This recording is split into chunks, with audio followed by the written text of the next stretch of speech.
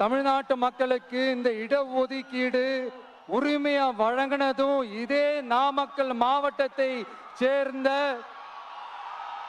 திருச்செங்கோடு பகுதியில் இருக்கிற ஒருத்தர் தான்.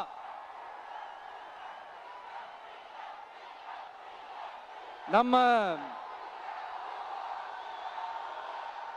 சென்னை மாகாணத்தோட முதலமைச்சரா இருந்த சுப்பராயன் அவர்கள், அவர்தான் அந்த மாபெரும் மனிதர்.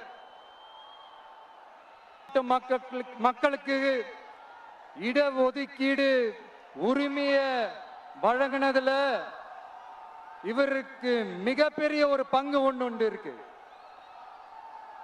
அதுதான் இந்த கம்யூனல் GO 1071 அதை கொண்டு வந்து பட்டியலின மக்களுக்கும் பிற்படுத்தப்பட்ட மக்களுக்கும் இத வழங்கினார்.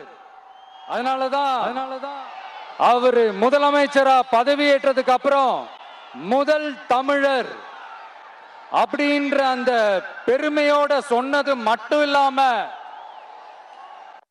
இதே நாமக்கல்ல அவருக்காக ஒரு மணிமண்டபம் கட்டுவோம்னு வாக்குறுதி நம்பர் 456 கொடுத்தது யாரு?